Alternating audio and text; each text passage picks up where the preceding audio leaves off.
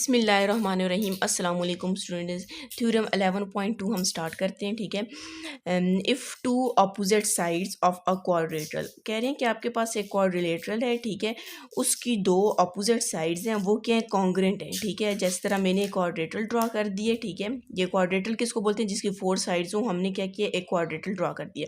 अब कह रहे हैं कि उसकी कोई सी भी दो साइड्स क्या हैं, वो आपस में कॉन्ग्रेंट है। आप ये A B congruent D C भी लिख सकते हो और B C congruent A D भी लिख सकते हो, लेकिन कोई सी दो साइड्स कॉन्ग्रेंट है।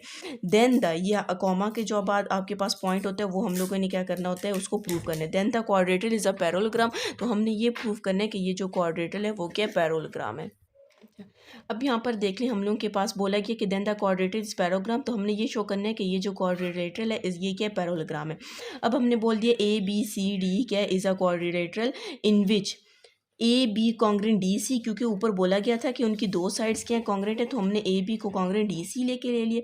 और साथ में हमने ये भी बोल दिया कि ए बी अगर ये इसके कॉन्ग्रेंट है, तो हमने ये बोल दिया कि ए बी पैरेलल किसके, डी सी के। अब हमने ये शो करना है कि ए बी सी डी क्या पैरेललोग्राम है, तो पैरेललोग्राम आपको पता है कि इसकी सारी साइड्स क्या होती हैं, पैरेलल होती हैं।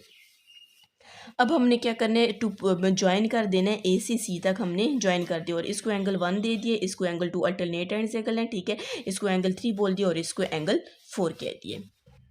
अब हम इसको प्रूव करते हैं। ठीक है, ये मैंने यहाँ पर इसका गिवन टू प्रूव और कंस्ट्रक्शन लिख लिया और साथ में डायग्राम भी ड्रॉ कर दिया। और हमने यहाँ पर प्रूव करना है कि ये आपके पास क्या है, ये जो क्वाड्रिलेटरल है जिसकी 4 साइड्स हैं, ये आपके पास क्या पैरेललोग्राम है।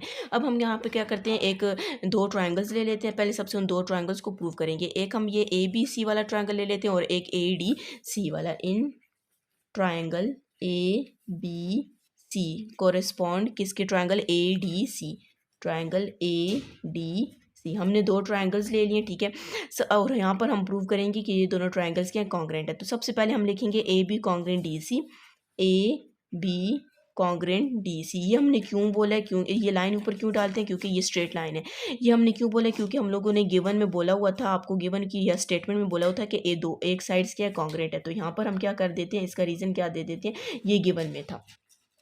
अब आपके पास ये और ये एक ये वाला ट्रायंगल पूरा आ जाएगा और एक ये वाला ट्रायंगल है। ठीक है, अब ए सी कॉन्ग्रेंट ए सी, ये अब क्यों कॉन्ग्रेंट है, क्योंकि ये वाली लाइन दोनों ट्रायंगल्स में आ रही है, मतलब ए सी इस ट्रायंगल में भी लाइन आ रही है और इस ट्रायंगल में भी लाइन आ रही है। तो यहाँ पर हम इसका रीज़न क्या देंगे कि ये आपके पास क्या कॉमन है।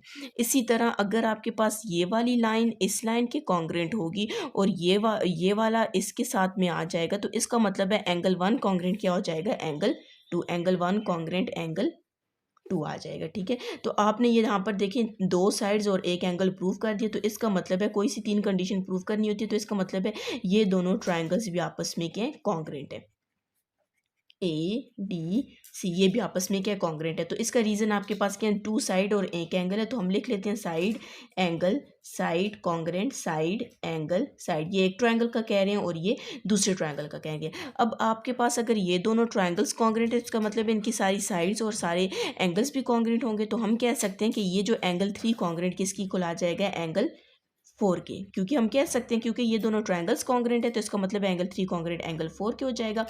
और अगर आपके पास एंगल 3 कॉन्ग्रेंट एंगल 4 के है, तो ये अब आपके पास क्या आ जाएंगे, अल्टरनेट एंगल्स हैं। ठीक है, angle 3 congruent angle 4 alternate angles हैं और एंगल 1 जो एंगल 2 के अल्टरनेट्स हैं। तो इसका मतलब है कि आपके पास ये जो ए डी पैरेलल किसके आ जाएगा, बी सी के। ये देखें A D parallel B C की, क्योंकि आपके पास ये एंगल्स क्या थे, कॉन्ग्रेंट थे, एंगल 3 एंगल 4 का कॉन्ग्रेंट था, तो आपके पास ये जो लाइन है और इस लाइन की क्या आ जाएगी, पैरेलल आ जाएगी।